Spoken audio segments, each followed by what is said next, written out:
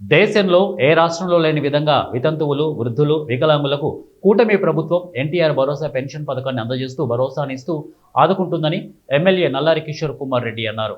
అన్నమయ్య జిల్లా గుర్రప్కొండ, తెరిగొండ గ్రామాల్లో ఆయన కూటమి కార్యకర్తలతో కలిసి సుపరిపాలన తొలి అడుగు కార్యక్రమంలో పాల్గొని ప్రభుత్వం ప్రవేశపెట్టిన పథకాల గురించి వివరిస్తూ వాళ్ళ సమస్యలను తెలుసుకుంటూ డోర్ టు డోర్ కార్యక్రమాన్ని నిర్వహించారు.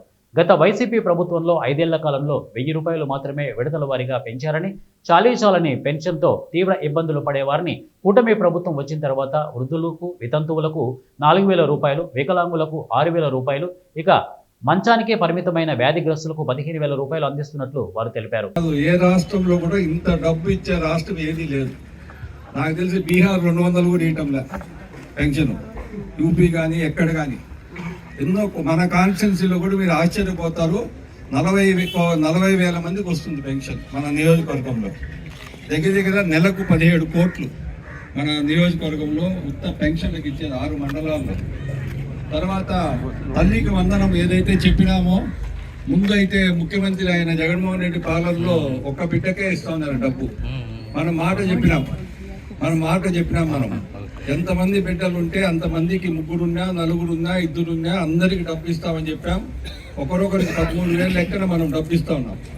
మైనార్టీ సోదరులకు చాలా ఉపయోగపడింది మన నియోజకవర్గంలో. ఎందుకంటే మనకు మైనార్టీ సోదరులు ఎక్కువ కాబట్టి కలిగిరి కానీ, గుర్రంకొండ కానీ, కలకడ కానీ, వాయిల్పాడు కానీ, చింతపర్తి కానీ, తరిగొండ కానీ, పీలేరు కానీ మైనార్టీ సోదరులు ఎక్కువ కాబట్టి ప్రతి ఇంట్లో 2 3 4, కొంతమంది అయితే 5 మంది బిడ్డలు కూడా ఉన్నారు.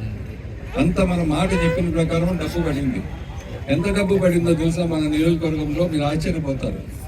32,000 మందికి పడింది డబ్బు. 32,000 మంది తల్లిదండ్రుల అకౌంట్లో పడింది. ప్రైవేట్ స్కూల్స్, గవర్నమెంట్ స్కూల్ అంతా.